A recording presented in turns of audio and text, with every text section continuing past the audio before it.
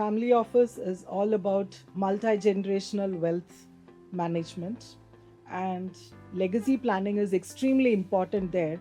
Unless you plan for everything and you have the foresight to consider various aspects to ensure that the estate what you've created is protected. We are the land where the Tatas, for Yes, example, have yes. always seen them as custodians of Yes, wealth rather than yes. owners, who therefore see a sense of responsibility towards the samaj or the society. Legacy is what you leave behind Hmm. as a person for the next generations to come. That is legacy. It is, again, not just money, it could be values, it could be the power, it could be the learnings.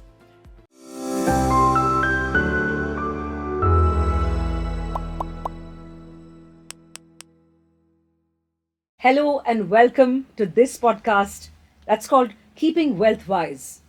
I'm Vasanthi Hariprakash, and in this season, we are exploring various aspects of the multi family office or offices.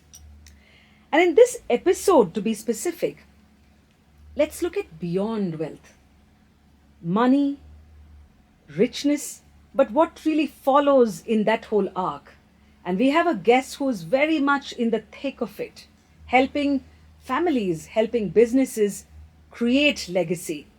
Welcome to this show, Shri Priya. You are the founder, co founder, director of Entrust Family Office. Thank you, And Vasanthi. 2 decades into this field and helping people find a legacy beyond wealth. How has the journey been? Oh, it's been absolutely amazing, fascinating. Every day has been learning, uh, a lot of experience. Each and every interaction with our clients and the families has been quite an interesting experience for each one of us, especially for me, because I try to see not just the wealth aspect for the families. I think what is beyond wealth, right? It's about wealth is just one part of it when we talk about legacy or estate. And when we deal with the clients, the ultra high net worth individuals who are mostly, uh, they are not focusing on the creation stage of the wealth. They have done that, they've created wealth, they know how to preserve it, but they are more concerned about how do you transition it to the next generation. Right. So, multi-generational wealth transfer is the most important aspect which we focus as a family office. So, we do not call ourselves as a wealth management firm. We believe and we are a family office for every client of ours. So, with multiple clients, we are multi-family office. Many And of many of the people who are watching will probably be someone who are just entering into this world. This sure, could just be their window. So I want you to first of all distinguish very simple terms sure. what's legacy planning, what's estate planning. Okay, so firstly, let me tell you. So when it is multi-family office, everyone thinks family office is only for families with 100 crore, 500 crore. They have to have a business family. They need to be in some, good fortune sitting. Only then they can set up a family office, which is not what we are trying to do. It's basically a lifestyle requirement. Even at a very early stage of your life, suppose one gets into a good fortune because of exits from their companies, early stage exits from the startup ventures, etc. They might be just in the mid 30s, and they might have taken a partial exit in their wealth, and they might be continuing to work and focus on their core strength, but at the same time someone has to take care of their wealth which is generated. Right. So that is where a family office can come and help them.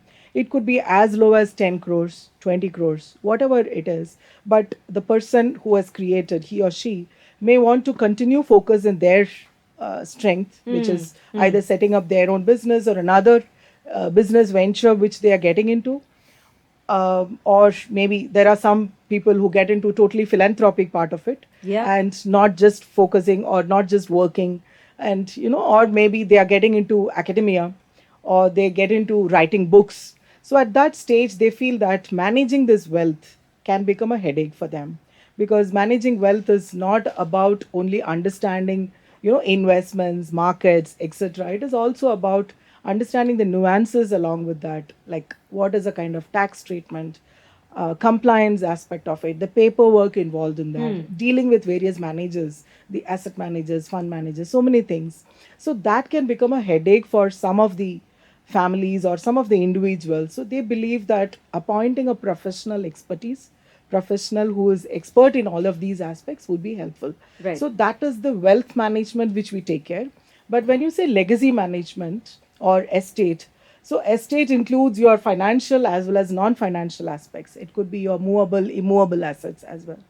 And legacy is what you leave behind Hmm. as a person for the next generations to come. That is legacy. It is again not just money.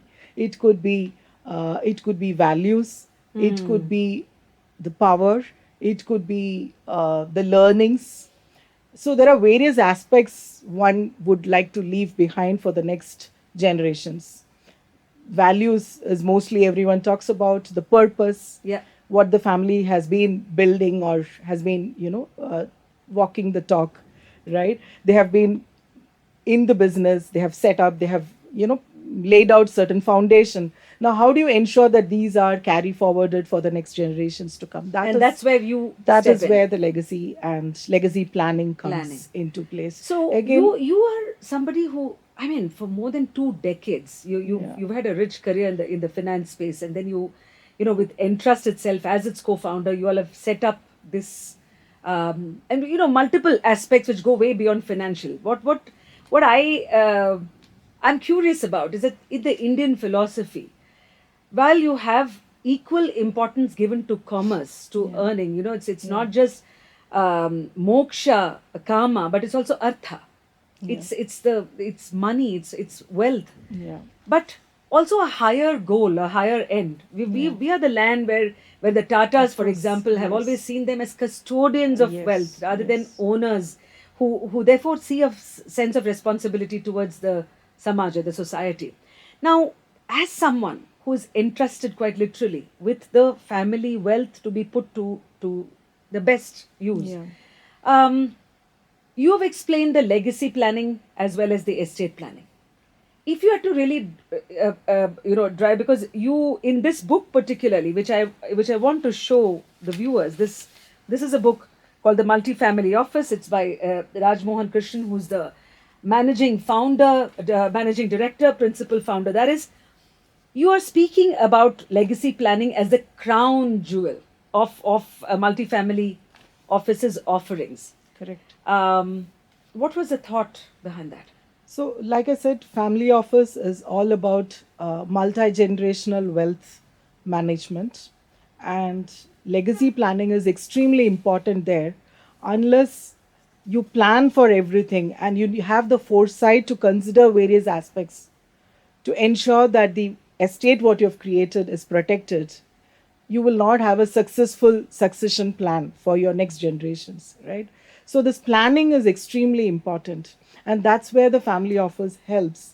And we as family office custodians, what we try to do is we take our clients in step by step process, starting with an estate planning, then skill planning. We call it a skill planning, wherein we involve the next generation or the extended members of the family. Like if you are only talking to the founder of the family, you may not be able to achieve the estate planning or the legacy planning for the family. So we involve the spouses, we involve their children. In some cases, even the spouses of the children who are like married and have come into the family. So Right. they will also be there. So the discussions with these extended family or the members who have now become part of the core family, all of them will be involved. So that is, and then we need to spend time with them in making them understand what are the parameters which has gone inside to have a very robust investment framework. And then on what basis is there a charter prepared, who has prepared that, and what are the various aspects which has been clearly mentioned in the investment framework which helps in the decision making process. So these are various skill sets which we need to involve the next generation right from the stage of planning, and then handhold them through the journey, and then make them comfortable. So I think the concept of involving them Yeah. into the discussion of legacy planning at an appropriate age and stage, of course, Yeah. is very important. So we help our clients in So estate is there a planning. typical time? Now, let's say a client has been onboarded. Yeah. You're going to manage their, that family particularly. Now, at what stage do you introduce these aspects which are going beyond the very regular things of investments and growth? See, some of the families are very clear when they come to us because, like I said, wealth creation is something which they've already done. So when they come to a family office kind of a setup, they feel that now I'm more concerned and I need an expert who will advise me on how do I transition to the next generation. So if they come to us with that kind of a mindset, then it is very easy for us to take them through the steps of estate planning, which is basically understanding the various investments, make an inventory list of what are your assets, what is your estate, and then see a tax optimization structure. How do you encompass all of this into a document, into a structure? That So, is which estate means plan. that, as somebody who has access to all the family documents, you're also probably in a position That is it. to have to be able to retrieve it on Yes. demand anytime. Yes. Yes. That is. What's that process like? So that is a very lengthy process. So that's why I believe that family office also is about. I mean, as much people is important in our business, and that is one of the most important capital resource for us. Same way, process is extremely important for us. I believe personally that as a family office, we need to be extremely careful and sensitive to each and every document and information which comes from the family, because we will act as a custodian for the family for the multiple generations, right? So I think my standard, what we want to achieve is, or what we have been doing it, is if any client has given any information by way of an email or a text message or a document, our idea and objective is always to ensure that we are able to retrieve in 8 minutes from the time they have requested for. Wow, is So that a if standard you're, you set for yourself or some kind of an yes, industry no, standard? it is. I don't know whether it is industry standard or Six Sigma or whatever, but I call as this as a success measure for our family office. Yeah. If I'm able to retrieve a document It's or an not seven, it's not information, 10, Priya. it should be Priya. 8. In fact, we have done it. So for my surprise as well, one of our clients who's been with us for now, we are 12 years in this business, who has been with us from the first year in 2013. Sometime around 2019, we got a call. There was some requirement of a very important document. And this client called me and said, can you help me to retrieve this document? And I was for a minute doubtful whether I'll be able to do it, whether I have it, because that person who was handling has changed. So I had another new team member. Of course, that person also was in the system for 2 years, but luckily, and she could retrieve it immediately without any kind of a stress, because everything is handled. The So system that's of where the repository, process comes yes, in it's very along with important. people. So I believe process is an important capital which we need to build in the system. So people, process. In fact, I call it as a 5P strategy, which is people, process, and patience. Because we need to have patience to deal with our clients, with our team members, because we deal a lot with people. And anything where you have two people interaction, obviously patience is most important. So these three things are extremely important for us. And also every client engagement, it takes time, and we need to invest in that time.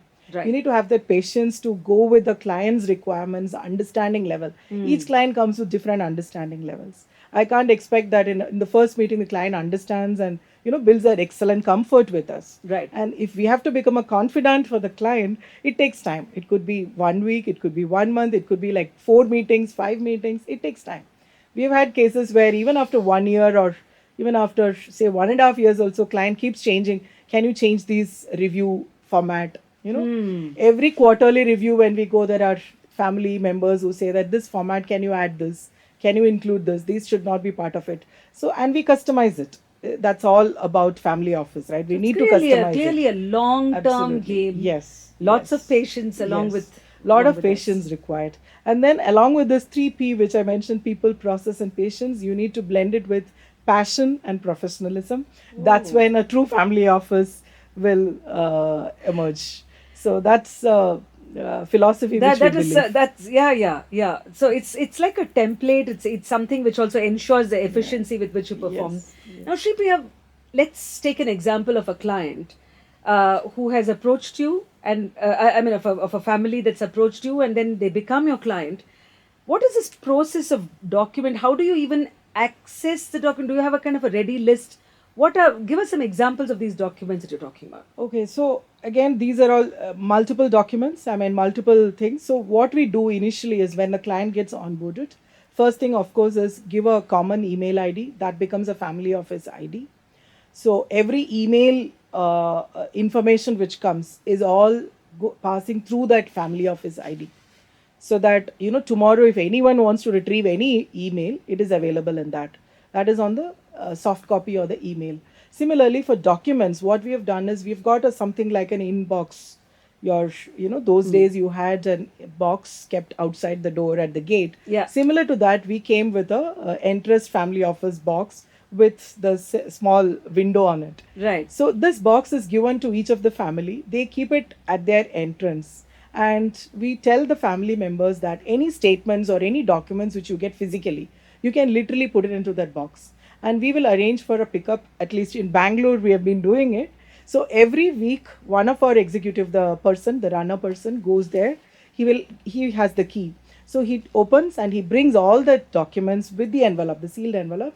We have a bookkeeping team. So this bookkeeping team will typically scan these documents, open and scan the documents, because first is digitization, and then what we do is we understand what is that document pertaining to. Is it pertaining to your utility bill payments, or is it anything related to your vehicle, like your insurance renewal document, or it could be something from the college or the school of your family member.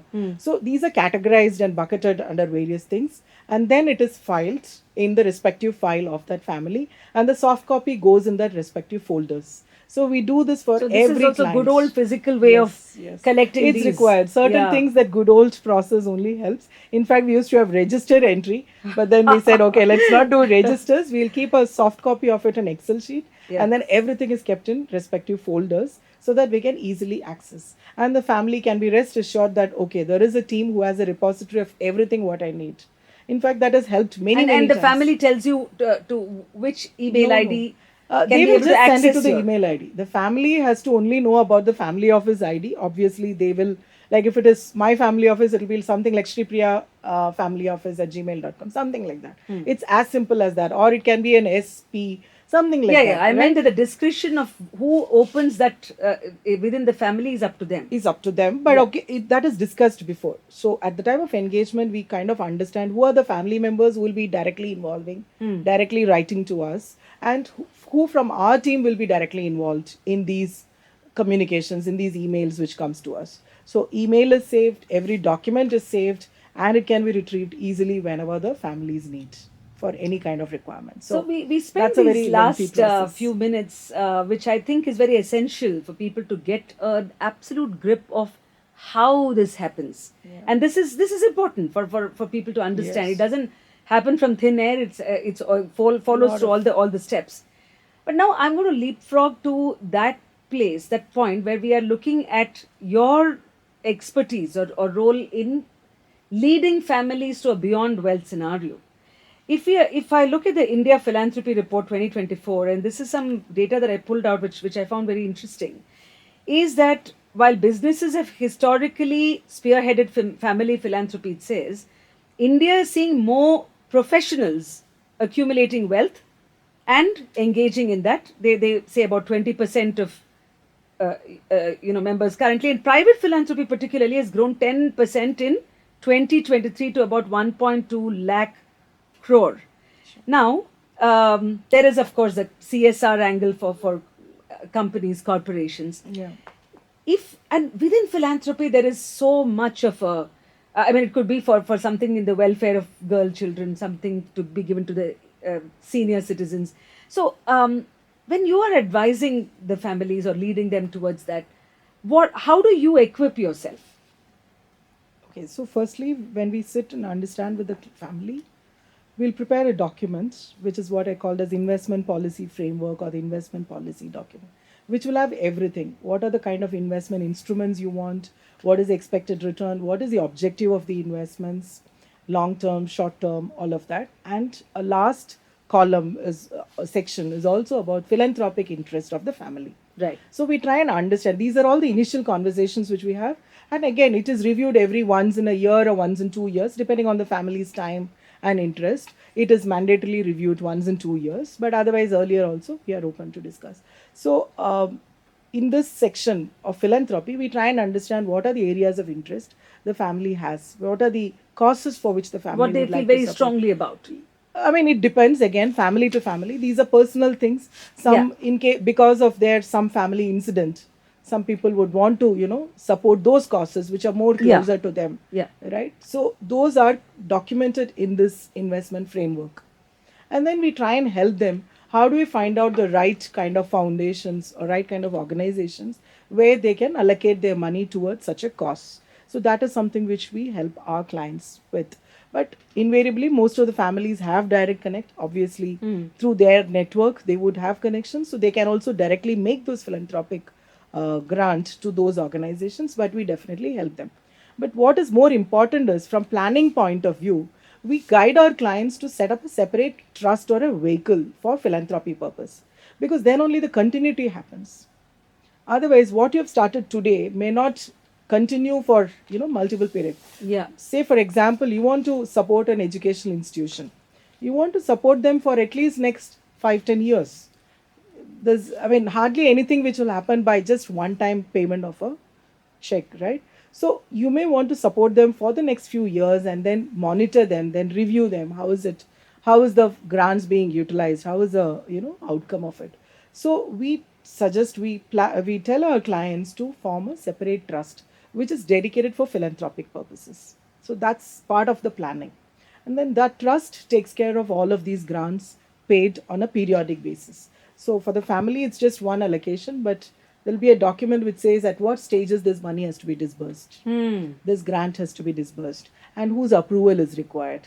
If suppose, maybe all these are documented, if suppose you are expecting a particular outcome or a kind of an MIS, and if that MIS doesn't come from that foundation, then obviously the family would not want to continue making the payment. So those are all documented, and our role as a family office to just support them in this philanthropic journey. So, one is that what it takes to have that follow up, again, Yes. referring to the process.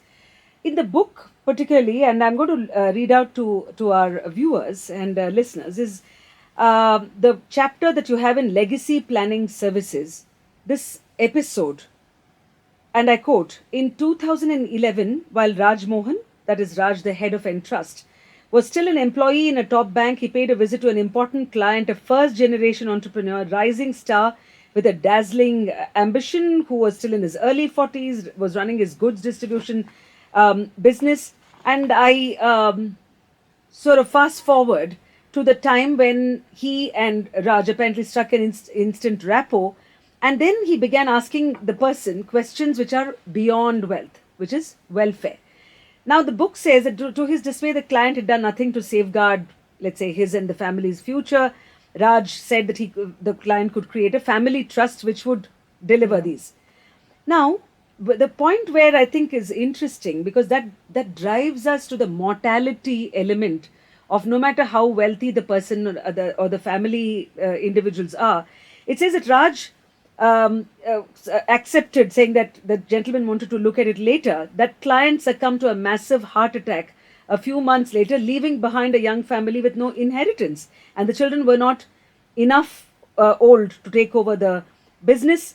And the moral of the story is that the best time to create a succession plan is yesterday, and the second best time is today. Yes. We always believe that, and this is a very important role which we play in each of our families, and we take pride in that.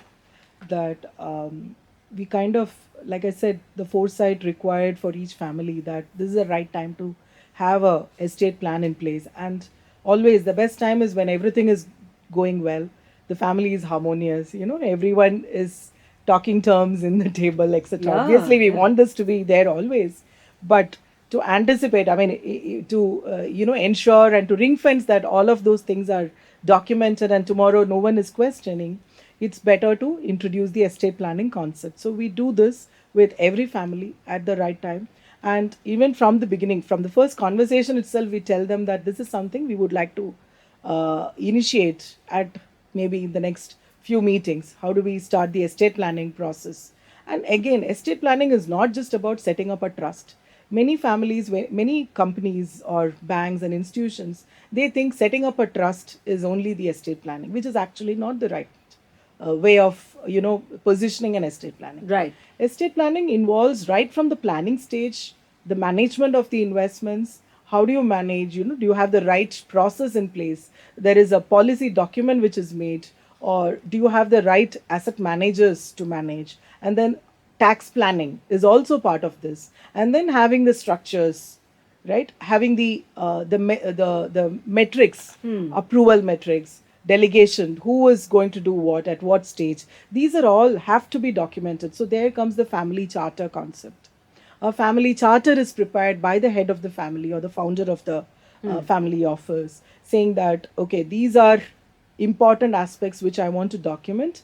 These are certain things, the governance structures, at what stage a person of the family can get into the wealth management process. It's called the entry barriers, like I want my family member once they are at 25 years of age, or once he or she finishes a post graduation, is when they are allowed to be part of the investment committee Right. or investment decision making process. So these are all documented very clearly in a family charter. So I'm saying that there are so many times we hear about these business families, big businesses that have left no heir to take over the business, or at least the split is not very clear. The division is still very very fuzzy. And then you have in at individual family levels, you have people who don't even nominate or leave behind a nominee. Yeah, That seems a very very common scenario in Indian families. Given this, what usually is a reaction of a family to what you are suggesting right now? Is there some kind of a resistance? Sometimes people think it's very, it's not just superstition, but it's a deeply held belief that you shouldn't be talking about aspects like death and Yeah. when you are alive. Correct. So, do you see cultural barriers first of all? Definitely. It's like all of us know, it's a taboo. You don't talk about death or insurance or, what happens after me. These are conversations which no family is comfortable. In none of the families, they will take these as a, conversation topic. But as fiduciary custodians of our clients' families, and we being, their confidant and custodian, it is very important for us to have these discussions with the family members, and we do that. And I think once they get the comfort, once we start engaging, and then we are with them for the first 6 months, 1 year, and as and when slowly they understand, and we also try to tell them that these are some things which the families have done it, which has benefited them, and these are process Are which there is families there. that have come back to you later and said how it's actually been good for them? I mean, Yes, of course, we see that on a daily basis. And there are families where they've set up the trust and we are the trustees. So we, on a day-to-day basis, we talk to them, we engage with them. Like, I think the case what Raj has mentioned in that book as well, right? So the family, ideally, as an advisor, he wanted a trust or the process to be set up, whereas that the person who was in the in that place, he did not want to set up a trust or have a estate plan in place, which ended up in the entire family going through all sort of difficulties. So as an advisor, our endeavor is always to protect the family's wealth and the welfare aspect of it. So it is important for us to bring these topics, how much ever discomforting it is to the family. I think it's important.